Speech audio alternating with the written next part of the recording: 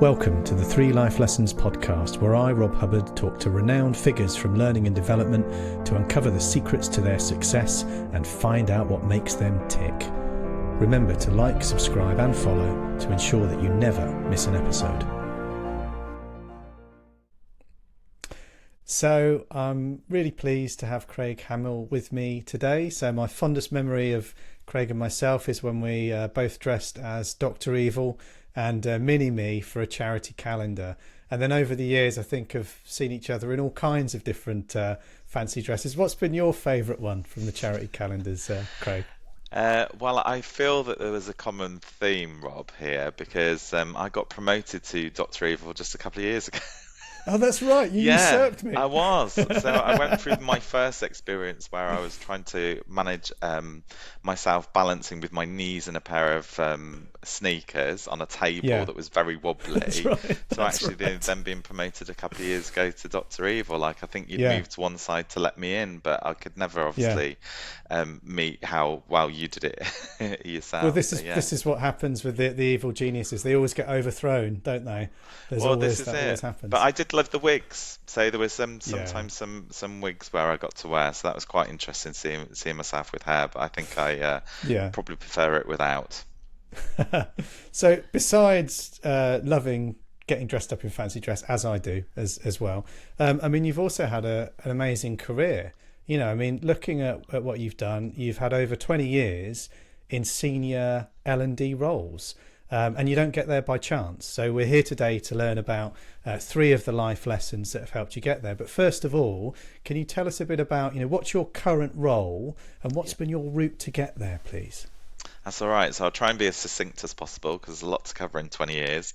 But my current role is I'm the Digital and Innovation Learning Lead at Direct Line Group. So essentially responsible for all of the digital learning across the group, where there's just over 10,000 colleagues.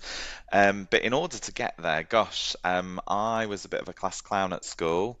Didn't do very No. well. I've had to make up for it, unfortunately or fortunately, and so I managed to, I don't know how, still get into university, and I actually ended up doing a business computing degree, and my first role out of university was actually in IT as a software developer with Ah, languages, third generation languages that a lot of people probably wouldn't have heard of these days. And so my career actually started in IT, which for those close to me or have worked for me in the past would make a joke of, because they'd always say you're not very technical, Craig. Leave that to the people that know how.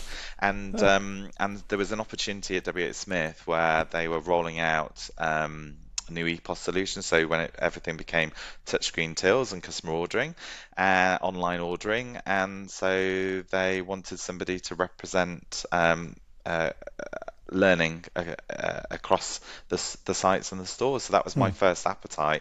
Did that for about 14 months and unfortunately got made redundant. And then um, managed to then get a predominant part of my career working for a family-run business called Zonal, which again was very technology-based, but in the Hmm. hospitality industry, and did 15 years, nearly 16 years there as a result of COVID. Blank piece of paper, carte blanche, and basically the world was my oyster, and did Ah, everything from implementing coaching programs to running workshops, did everything from design and delivery in-house, apart from technical, working with external vendors, running management development programs, introduced e-learning as a first thing of all of those years. And that was a really pivotal part of my career, I would say, in terms of just allowing me to fail, which hmm. sounds like quite ridiculous, but actually sometimes those are the best environments to be, which is the iterations and try and test things. And Yeah. then, unfortunately, as a result of a victim of COVID, was then in this big wild world going, oh my gosh, I've been with this organization for 15 years as head of L&D. Whilst I was there, I was fortunate enough to work with the Learning Performance Institute, do some consultancy. Um, which was great because again I was working with some global institutes for that, Hmm. and then ended up working with a vendor. which was Go On. So that was very different, being an enterprise CSM, working very much as a consultant to our clients, which was brilliant for a couple of years. Did a Mm. stint in consultancy in financial services sector, and then ended up here in Direct Line, wanting to specialise in what I think is a really exciting place to be, which is the world of digital learning. Mm. Hopefully that That's was really succinct interesting. enough for you, Rob. That was excellent. I mean, that's really interesting. You're the second Three Life Learning guest that I've spoken to recently that started off as a programmer in a more technical role, and Interesting. then moved into it. So that's interesting. I mean, something that's fascinated me about L&D is people seem to come from all of these different routes, and these, yeah, there isn't like a kind of established routine. But that's really interesting that two of the three guests so far, that's been the routine. We shall There you see as go. we move through more guests. So Absolutely. now, Craig, what's the first life lesson that's helped you on your way that you'd like to share?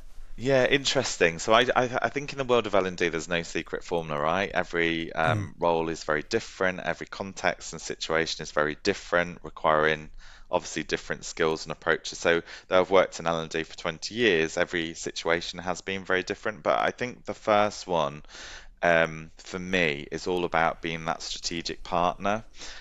ah, And that I think has only come from being able to build relationships, trust and rapport, and giving me those foundations has enabled me, I would say, over the years to become better and more improved at becoming that strategic partner. Because I mm, think once you become that strategic partner amongst the business, then people feel as if they have a need for you. It changes that push-pull dynamic. People mm, then are very much equipped to kind of being in a situation where you can demonstrate the impact that really contributes towards that bottom line in terms of performance, in terms of culture. And I think the more that you get out into the business, understand how that business operates and mm, how you can align your learning solutions with their goals and their desired outcomes. And I think being that strategic partner has been really useful for being able to achieve a lot of successes in terms of the roles that I've achieved throughout the course of those 20 years. mm.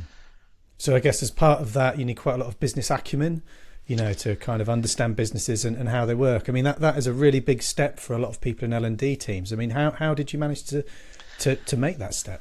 Yeah, that's an interesting one because sometimes business acumen is quite hard to teach.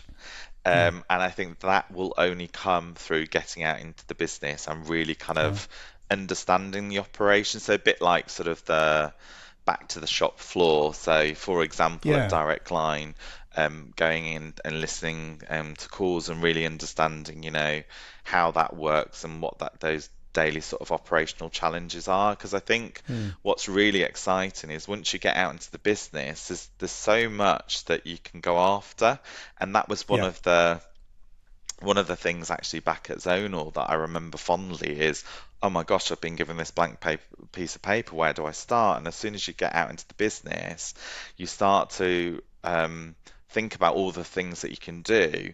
But actually, Mm, what I've really learned over the years is that actually. Um, Really should be only going after the things that are going to make a difference when you really understand yeah. and the problems that you can try and solve and the impact that that's going to have. That ultimately teaches you that business acumen. I think Mm, sometimes there's a little bit of common sense, but yeah. even now I very much stand by effort versus impact or effort versus outcomes. Like, Yeah. why would I spend so much time doing this when actually it's going to have very little impact? Whereas Yeah. actually I Yeah. really need to be thinking about where that investment of my time, mine and my team's time is going to ultimately help drive performance, culture, skills, careers, etc. Mm.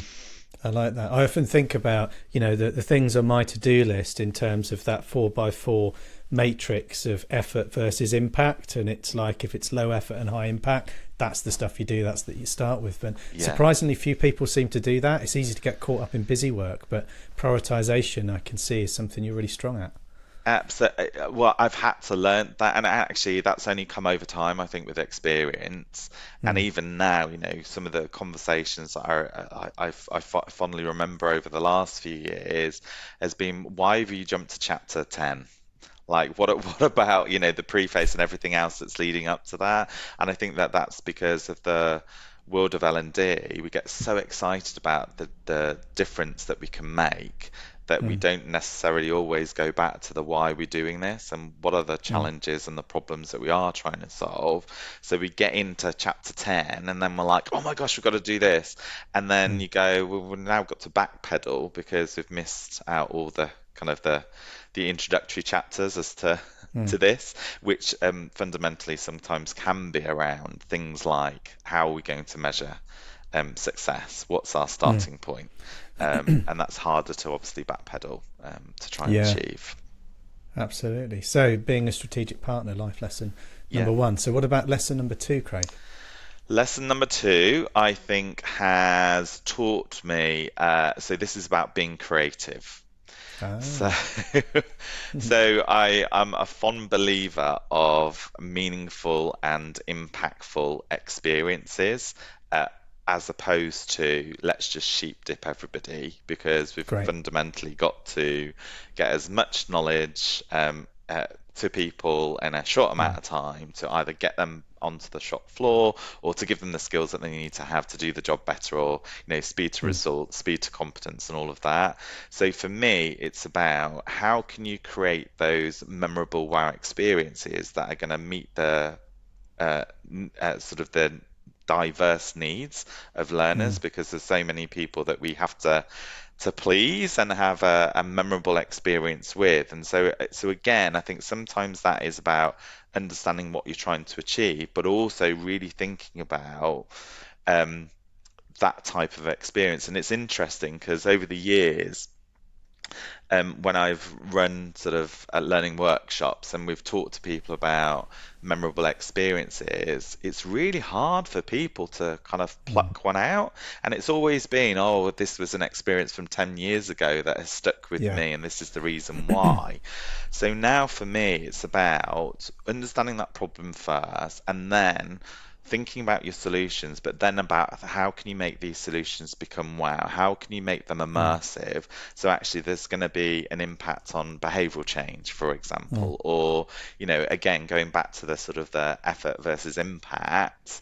I could, spend all of this time doing something, but it's not a memorable experience. It's not something where the mm, knowledge is going to stick. And I think that that's a really interesting thing. So I think sometimes we have to be a bit more systematic and evidence-based in terms of the way in which we design and develop our solutions, as well as how we evaluate them. And I think the more that you can make them wow, mm. then the more that people are going to come back for more. Because I think that's an issue, which actually is, I'll talk about in my third life lesson. Uh, okay. But I think that that's part of that now, is about creating those diverse experience for the diverse needs of your learners that are inclusive, they're engaging, they're accessible, but more Mm, importantly, they're successful. yeah. So yeah, so I think that being creative and innovative and not being afraid to go in and challenge the status quo and change a Mm, learning interventional solution that is tried its tested time. mm, Sometimes it's like don't break something that's yeah. working, but at the same time you could break something to elevate it and to take it to the next level. Yeah. Right? So yeah, so it's an interesting one, but yeah, I would say being creative. Yeah, very good. Right, I'm going to hold on to a question that I had because I think that you may be answering this, or certainly Okay, talking more about it in your third life okay. lesson. So, what's the third one, Craig? So my third one is really around sort of data and marketing combined. And Mm, the reason behind that is I think that learners nowadays, that there's typically more choice and there's more expectations in terms of, okay, so you want me to spend more time learning, which is taking me away from, I don't know, achieving my targets, or I'm mm, absolutely fine in terms of doing what I'm doing. And so there's this sense of competition in terms of you're competing for attention, but also that yeah. retention of knowledge, which kind of links back to kind of those memorable work experiences. And for Mm, me, I think there are kind of three things that this aligns to. So one is relevance. So That for me is about helping identify what the target audience is, their needs, their goals, their motivations, and their challenges. Because if Very good. somebody's more motivated to do something, then you haven't got to keep, Mm, fighting to get people's attention and get people to, whether it's attend learning courses or undertake, your digital experiences. I think it has to be engaging because you've got almost like that one chance to capture and to sustain that learner's mm, interest and their attention. So whether that's bite size or it could be, more in terms of duration, but actually if it's more memorable and you got that hook, it mm, often reminds me of things like your Netflix and your Prime, mm. right? And you've got this library and you kind of go in and it's a bit like an all-inclusive holiday. You Yeah. you test something and you don't like it, you can move on. So for me, if you've got that environment of curiosity where these experiences are made up, um, then you are going to get people engaged and you're going to get the interest and attention. And the third one is really around the retention. And that Mm, retention is associated, I think, with being able to measure and improve that learner's knowledge, using whatever techniques you can to help with recall, but also to encourage that repeat and continuous learning. And a mm, key driver or key drivers in that for me is the data and the marketing combined. mm, Because a lot of things will self-market if you position them well and you create that wow experience, because people will want to come back for more and you won't have to mm. do as much as the push in. But what I've learned, particularly over the years, is that you kind of, I was talking about this yesterday, you're almost creating a learning sales cycle where you start Mm, off with this hook, and that hook has to be something where somebody goes, oh my God, that looks brilliant. yeah, I want a piece of that. But yeah, then you've obviously still got to then retain them in terms of obviously that next stage, which is, okay, is this experience that I'm now going to give the learner essentially what they want to achieve? Is it going to help them solve a problem? Is it going to mm, give them a skill that they never had before? Is it going to improve a skill that they need to get better at? Is it going to line them up for success in terms of the next career? And I think it's really interesting that you mm, you should be utilizing data and marketing to do that. And I think what happens is people think about data and then they get scared.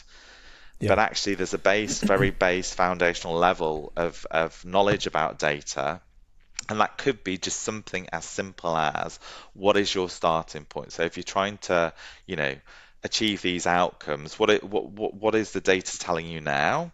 If you don't have all of that complex data, it doesn't matter. You can always come back part way through, but are you then implementing that as part of your experience where you've got those touch points to obviously capture that data? So I think the final one for me is all around sort of data and marketing combined. I'm mm. hoping that may be the thing that you were thinking of in terms of that question, Yeah. but it could be something different. Well, it was elements of both your lesson two and lesson three. Is that in order to be able to do those successfully, you need quite a deep understanding of your audience and Yeah, those people that you're trying to reach. And I see elements of those in both of those lessons. That was my question, really. How you go about understanding your audience so that you can, for example, design learning experiences that specifically meet their needs and are therefore engaging. The way that you can market to them because you know exactly what they're after. yeah, and what we've found over time is that people don't know what they don't know, right? So Mm, when we're working, obviously, across organizations, whether it's small or big, I think again, they all kind of the life lessons all link in. If you are that strategic partner where you're getting out into the business, you're really kind of understanding the operation and the challenges that they have, you start to build the trust, the rapport, and the relationships.